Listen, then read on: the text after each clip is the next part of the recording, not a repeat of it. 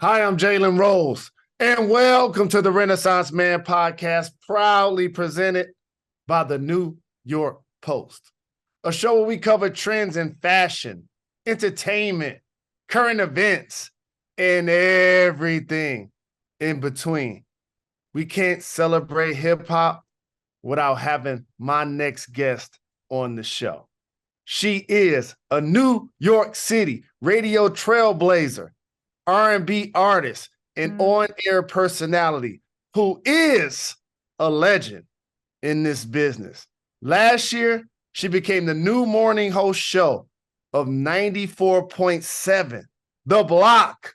And check this, only woman to lead a major morning sports show in the area.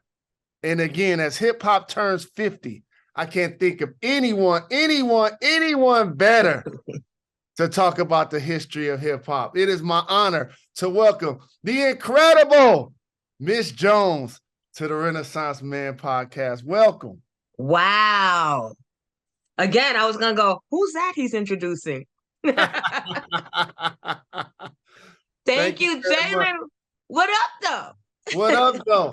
Thank you for taking the time. I know you're so very busy right now. You're in Arizona with Jalen, my namesake, who you told me 18 years ago you was going to name him after me, and I appreciate that. So I know you're busy, but I got to ask you, what was it like growing up in the Astoria Projects in Queens? I have to, first of all, thank you so much for having me. And I've always been a fan. And when we had the conversation 18 years ago, it's just full circle being here now with my Jalen and you. So thank you. That meant the world that you, remembered. And he's over here to my right, thrilled. No Growing up in Astoria was probably just like anybody else's story growing up in the 70s. We didn't have a lot, but we didn't realize we didn't have a lot because nobody had a lot. But what we did have a lot of was Double Dutch, Skelzy, Kick the Can, music, good food, and friendships. We had a lot of good original, I want to say the original good times back in the 70s. Absolutely. And the beautiful thing about the 70s is I was a child of the 70s as well.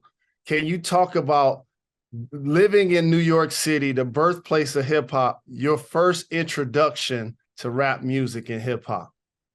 My first introduction to rap music and hip hop in New York, I think I was maybe 11 or 12, and there was a station, but it wasn't really a signal, and you could only hear it late at night, and it was all the way at the end of the dial.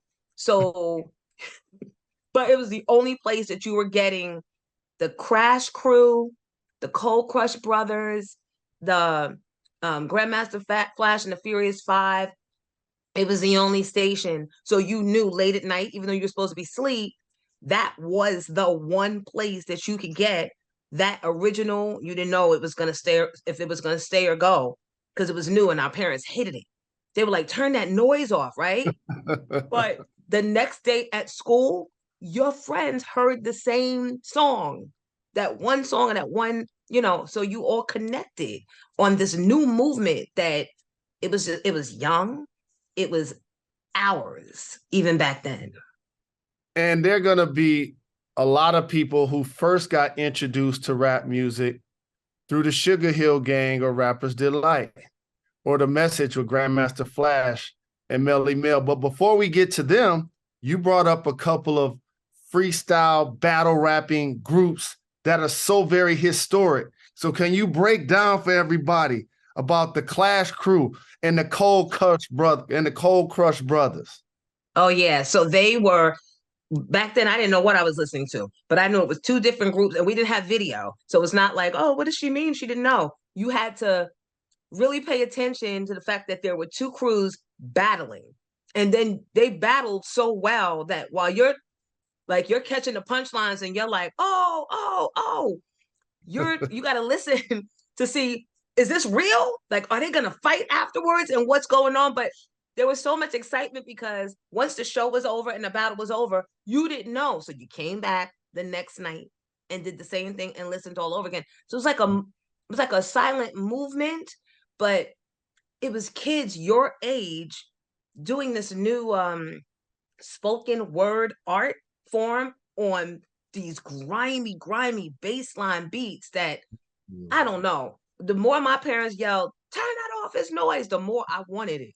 So it was just, it was always, you just wanted to know what was gonna come next or who was gonna come next. And when Shy Rock, the Funky Four, and she was the girl that I remember before Roxanne Shante. She was the girl, and she was amongst men. So it was a lot. It was a lot. And as you know, because you've embodied it for so very long and you've been a heartbeat of the culture, hip hop clearly is more than just rap music. So talk about the years of growing up. I remember when we were breakdancing and taking moves from movies and things of that nature. Talk about the other elements of hip hop, in particular, graffiti, DJing, breakdancing. The clothing. And for me, so I couldn't break dance. I didn't even pretend to know how. But you would, after school, so I went to school in Harlem, the Fame High School. I want to live forever, music and art and performing arts, right? So it was on 135th Street and Convent. For those of you that don't know, that's like Sugar Hill, old school, a big Black community. So after school, the rappers would come up there and be outside on cars doing the breakdancing in the street, right? After school. All of this is happening after school because we couldn't get in clubs back. I mean, a 12-year-old ain't getting in a club. Although if you were like 16 or 17, you could get into the rooftop, you could get into clubs like that and actually witness it. But what we could do is emulate them in our wardrobe. So we'd be like, did you see what old boy was wearing? Did you see the Adidas with the fat laces? Did you see the name buckle belt? And so that became a part of the culture without us even realizing. We were just emulating what we saw on these kids that looked like us, that were from where we were from, doing this art form that was undescribable. We didn't really know. So being from Detroit, I got a chance to see it play out via Rapper's Delight and The Message. Those were my like first visuals. As somebody that lives in New York and raised around the culture, and like you said, these are kids your age that you got a chance to physically see them in school and on cars. What was it like for you guys to now see hip hop visually? You know what, Jalen? We didn't know that it was hip hop. We knew it was rap. Like, yeah, it was called, I think it was called rap in the beginning, and it evolved. But to us, so let me preface this by saying I have two older sisters that are 6 years older than me. So they were on the tail end of disco when they used to do the spin and all that type of dancing and stuff. It phased out. So that became my sister. The disco became my sisters and them's music. And now this became a genre of music for us. So you didn't know what you saw again was gonna be long lasting or even be considered an art form. You just wanted to dress like the kids that you saw in the Beat Street movie. You wanted to dress like the kids that you were seeing in the street with the Kangos. You just wanted to be a part of that. And they made me believe that it could happen to me. And an important element of hip hop that I wanted to highlight separately is the DJ. Let's talk about how the DJ initially was the person who ignited the party, and then the MC had to basically get on the mic and be allowed to do so. You had to be blessed. The DJ set the scene. The DJ brought the speakers outside. The DJ stole the power from Miss Mary's window because you had to have the electrical source. And the DJ was responsible for setting the tempo. Everybody thought they could MC, but it was the DJ's responsibility to make sure that it was the right beat and how to bring it up and then keep it at a certain level. And only certain MCs, like everybody had a different style. But what I to this day am most enamored by, and for those of you that don't know, I used to be part of Dougie Fresh and the Get Fresh crew. I became the new Get Fresh crew. I became enamored by the difference in scratching, rubbing. I didn't even know until we would be at rehearsal and he'd be telling Chill Will or Barry B, put a rub there. And I'm like, what's the difference in a rub and a scratch? There's so many. I can't even lie to tell you that it's just scratching and rubbing, but there's a science even to that. So it all helps to paint the picture of the final project, which is special. And the world's greatest entertainer, Doug E, has been a guest on this show as well. And that's another element of music, beatboxing. So tell me, what was that period in your life like as you were navigating throughout the industry? He was a phenomenon. And I played his records before I actually met him.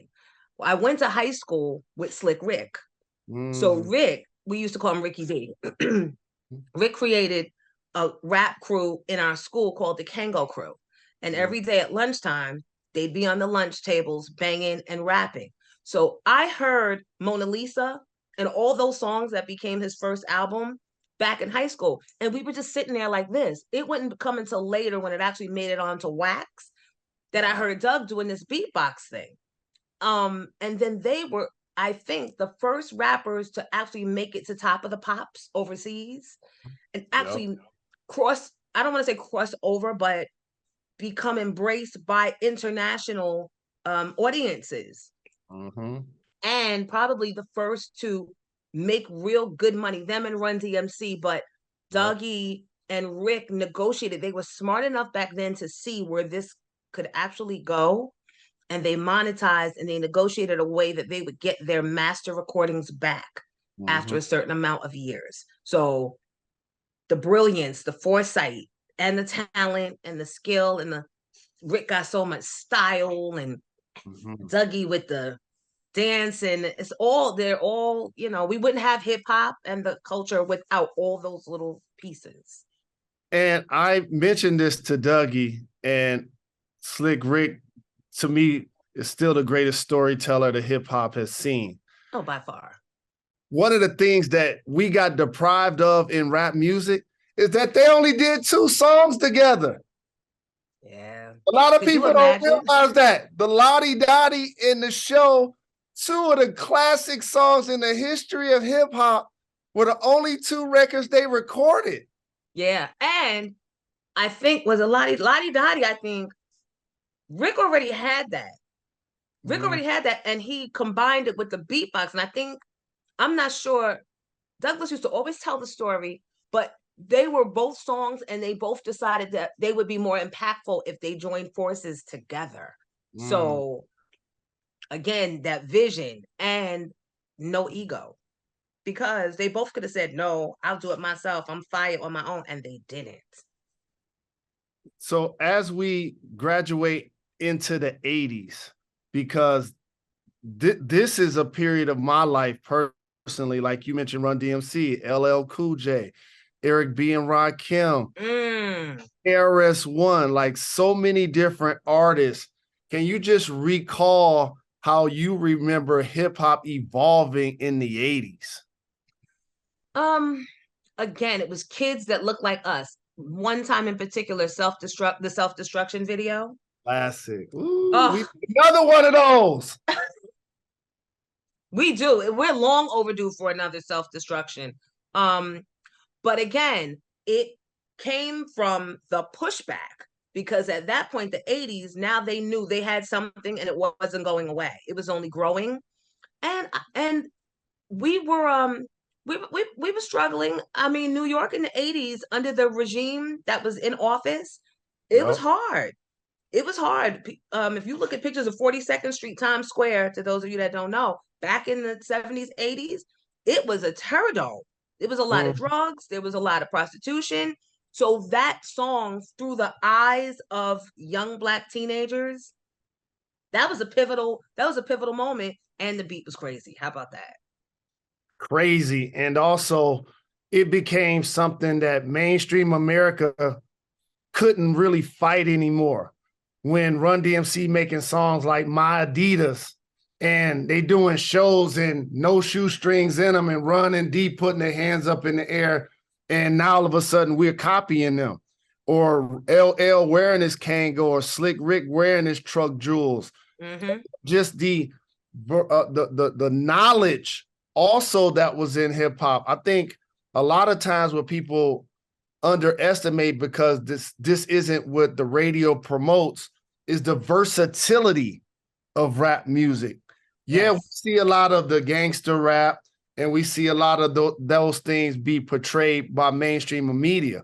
But can you talk about some of the consciousness that you recall in hip hop as it continued to evolve? Absolutely. Again, New York seen through the eyes of young Black teenagers that never imagined having a platform. That's all they had to talk about. They didn't have money to talk about, oh, my cars, oh, my bitches, oh, that was totally not it. They were talking about their reality, not somebody else's reality. And I feel like it wasn't about the money. Correct. Because again, back then, there was no monetizing. There was no, oh, wear these Adidas and we're going to give you $1 million. They were wearing it because it was really part of the wardrobe, probably affordable, probably more affordable than, and it was their reality. So they spoke from a place of, this is my life. This is what it looks like for me. And I want better. And I know that there is better. And we, as a community, we need to take control and stop tearing our communities down. Like dilapidated buildings, fires. The Bronx used to always be on fire. Wow. Like literally.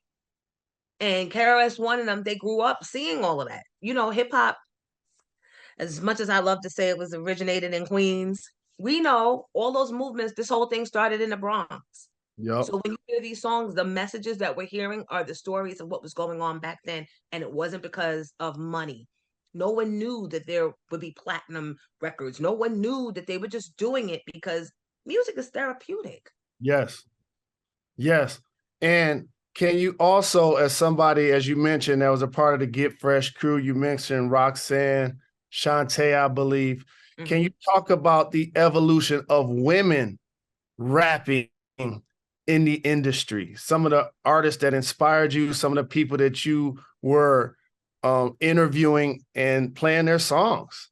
Yeah. And that would come much later on, after I had already been a 14-year-old fan, because Roxanne was in the next projects over from me. She was in Queensbridge and I was in Astoria. So that really became wow, this girl is my age and she's talking like that. We didn't know Marley Marl. We knew of Marley Marl, but we didn't know how he had put all the pieces in place for her to be able to have a voice. And I don't even know if he knew at the time what he was about to create and unleash, because then there was like 15,000 Roxannes every week. There was a new Roxanne Shantae, real Roxanne. you remember. But they all look different. There was the Puerto Rican Roxanne. So again, it made it possible for the little Puerto Rican girls that were like, all right, we like this music too, but what about us? There you have it.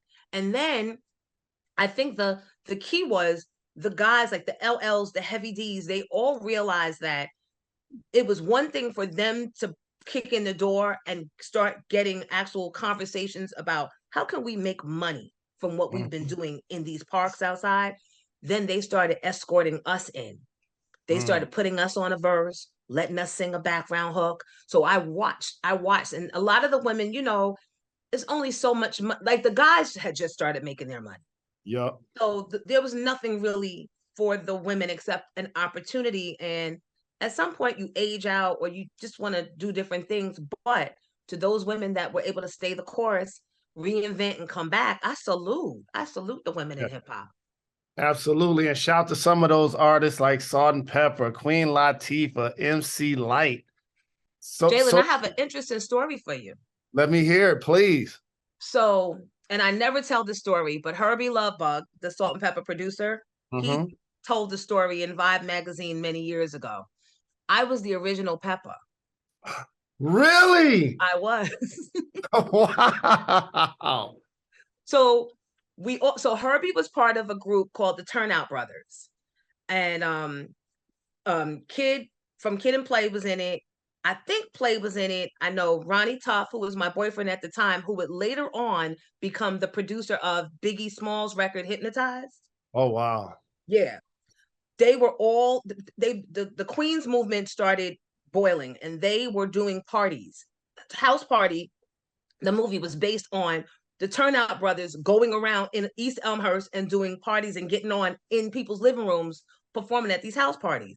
Wow. So Saturdays I would go over there and hang out with Ronald because he was my boyfriend and Herbie was his partner.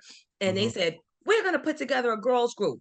And it was Ronald's sister, Bernie, me, we were best friends, and another girl named Crystal. And they would write rhymes for us. And we practiced the rhymes and we did a talent show together and we were Salt-N-Pepa.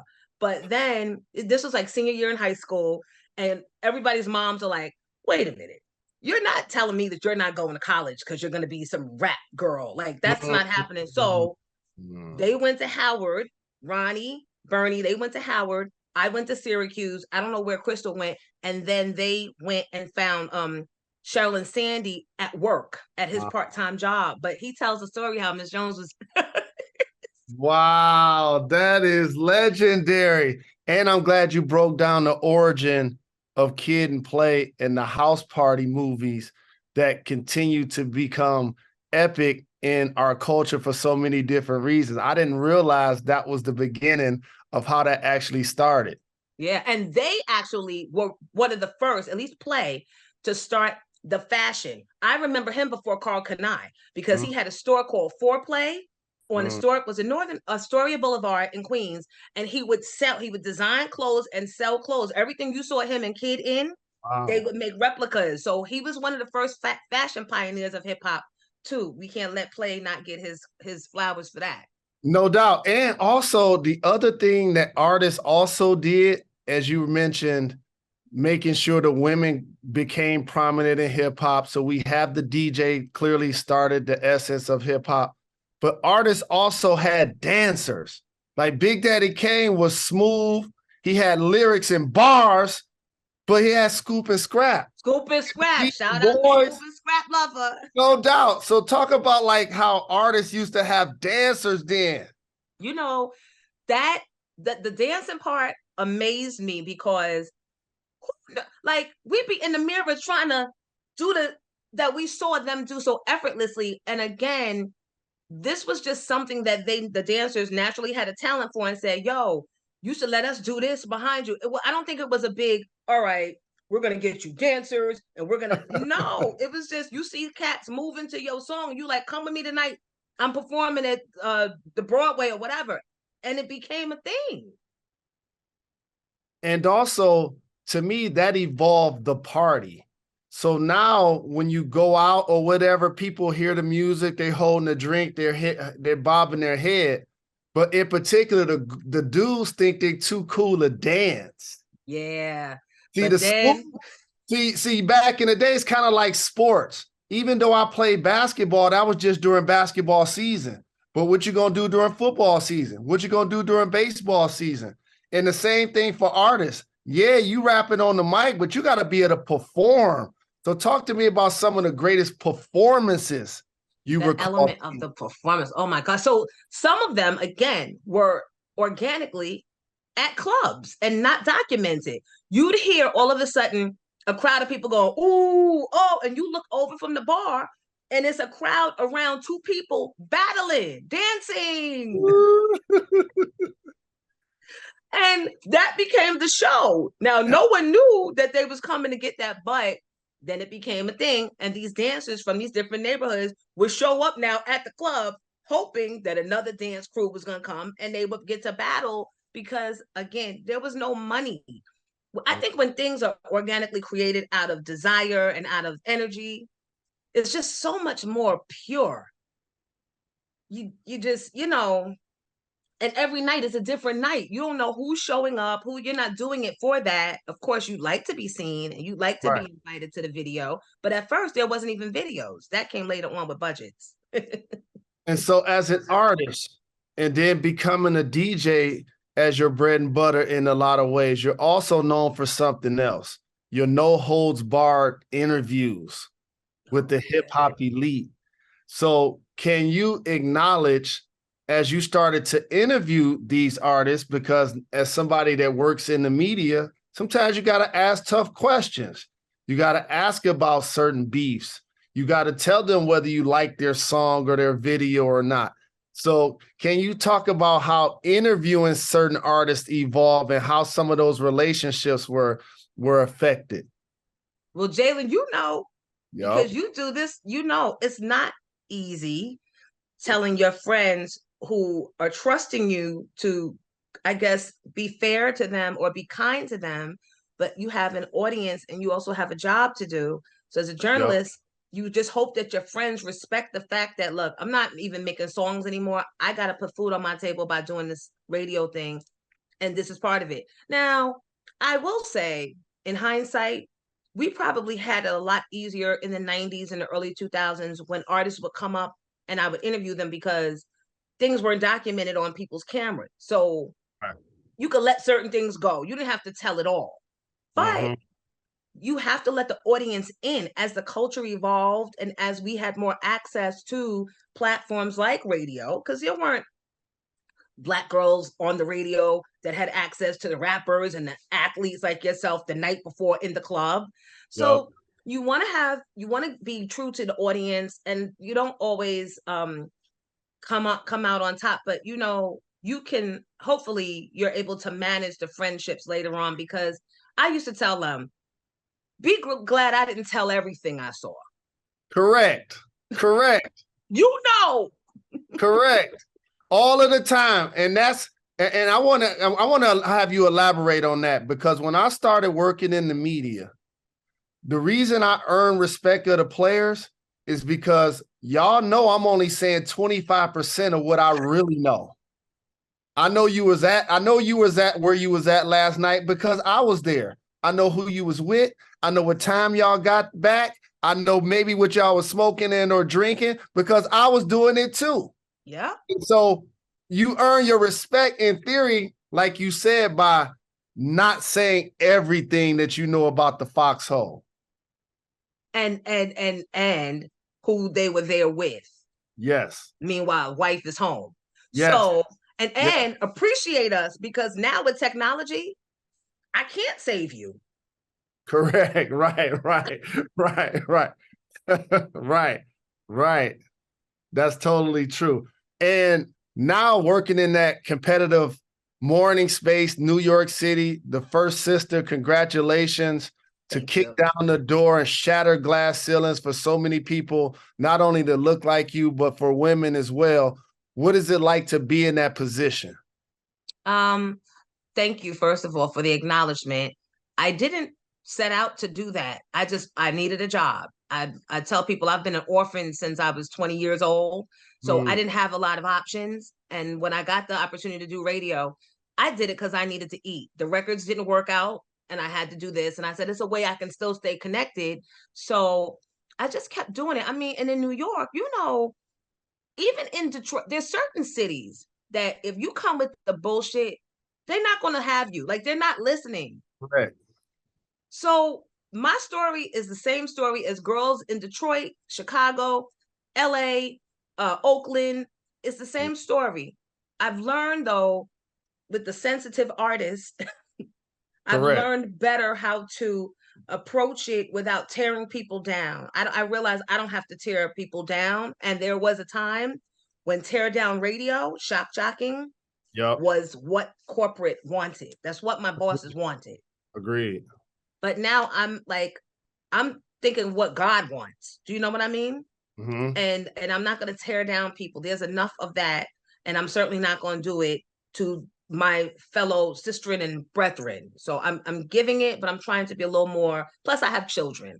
And when you have children, you want people to give grace to your kids. So I try to, watch it a little, be a little. Yeah, and we graduate. And like you mentioned, when you're trying to break into the industry, you got to prove that you're unbiased also, and that you're not going to allow these personal relationships to cloud your judgment of these people that you've done shows with, that you've become friends with, that you grew up in the same neighborhood as. And that's what separated you, though, because you were still unapologetic, but you were so truthful that you could still be at the club, you could still be at the party, and they have to respect you because they knew it wasn't personal. And right. in theory, allowed you to become the multimedia great that you've become. But I also have to ask you this.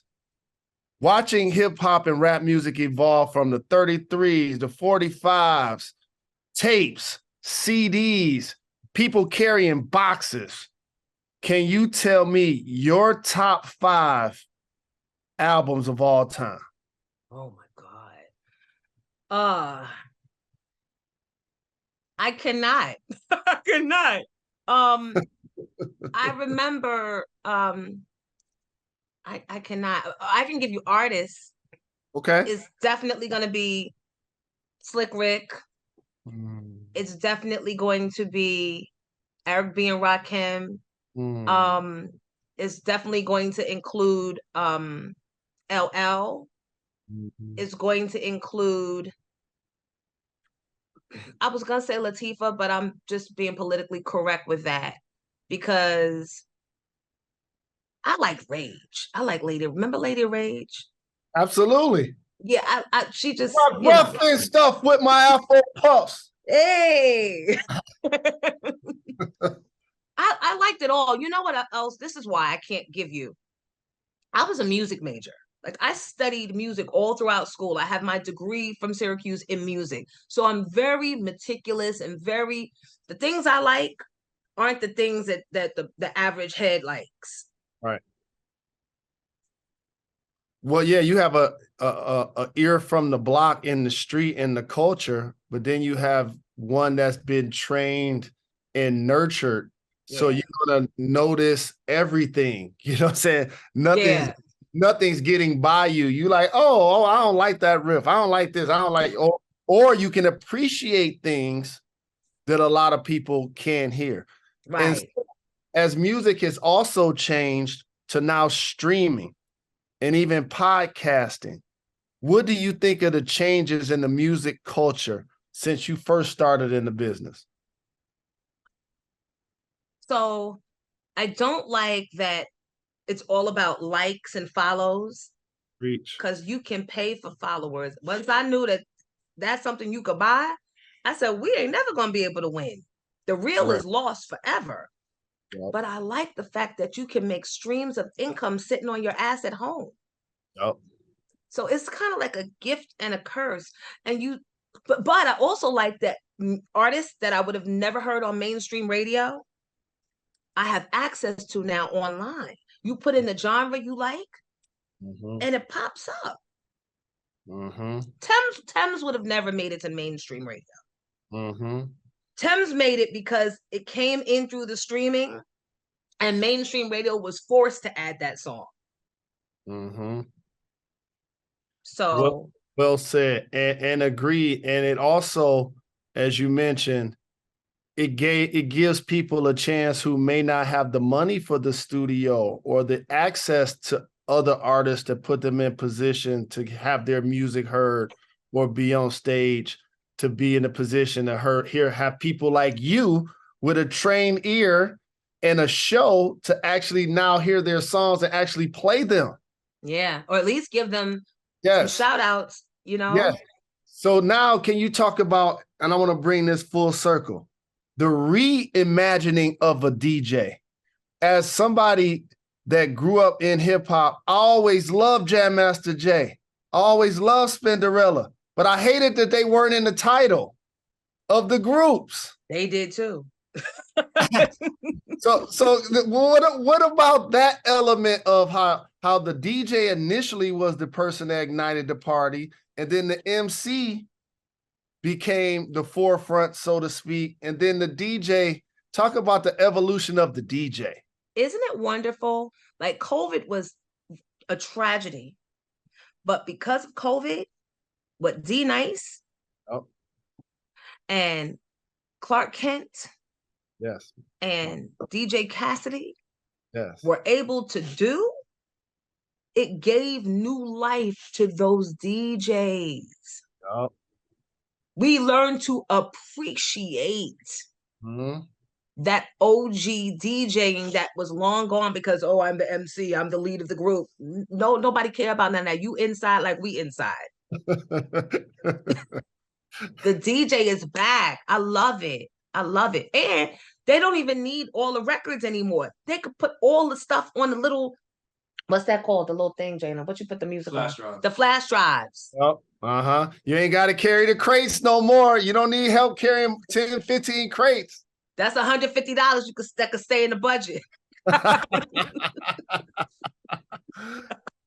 And I know you guys are doing the college visit in Arizona. Nephew, congratulations. I know you're going to do well in school. But before I let you get out of here, Miss Jones, I have a rapid fire segment called Gone in 60 Seconds. You ready to do this? I'm ready. All right, so you back in Queens. What is the best place to eat? Oh, I'm going to what's the burger place? Jackson Hole, Wyoming. That's good. What has been your favorite concert or performance that you've actually attended? New Edition. Ooh. Last week. Ooh. Was it all of them? Was it Ronnie, Bobby, Ricky, Mike, and Johnny? And Johnny, yes. Oh, and they do this thing. They swirl around real fast. So when Bobby needs to leave for oxygen, you don't even notice that he leaves. It's wonderful. And Bobby sounds great. That's historic. You're right. I need to go see that. How about this? Name an up-and-coming artist who you think more people should know about. Up-and-coming artist. You're going to have to help her with this one, nephew. Yeah, Jana, whose stuff do I like that's up-and-coming? That you like? Just shut up. Because he's like, you don't like nobody. We listen to very different music. Yeah. Oh, well, no, she's not up-and-coming. Tidra Moses, but she's not really up-and-coming. She's calm, but I love her. That's a validation. That's all we needed to get Miss Jones validation. Big shout to her. And lastly, but certainly not least, because you've entertained us in so many facets and you've been so very open throughout your career with your talent, with your voice, with your leadership. What's next for Miss Jones? Funny you should ask. I have a brand new single right here. No, I have a new single. It's called Calling All Ladies. I just got a distribution deal with 300. So I'm like literally yesterday when we were flying in, I got that information and I sent you a copy so you'll be able to listen to it. And I also have a podcast. I did a deal with Nori and EFN of Drink Champs to do the female version of Drink Champs. It's called Pink Champs. So I'm excited about that too. So shout out to my people at 300. Shout out to Nori and EFN. I know you're going to crush it. And also, I know you're going to own it because a lot of people don't realize in doing this podcast space, they're one of the shows that they actually own. Yeah. So I appreciate you. Thank you for sending me the single. I'm going to make sure I represent and best of luck in the future. Thank you very much. Thank you so much. When you come to New York, you got to pull up to the block. Done. 100%. Thank you. Nice to meet you. Done and done. Appreciate the love. Thank you. Thank you for having me. Appreciate it.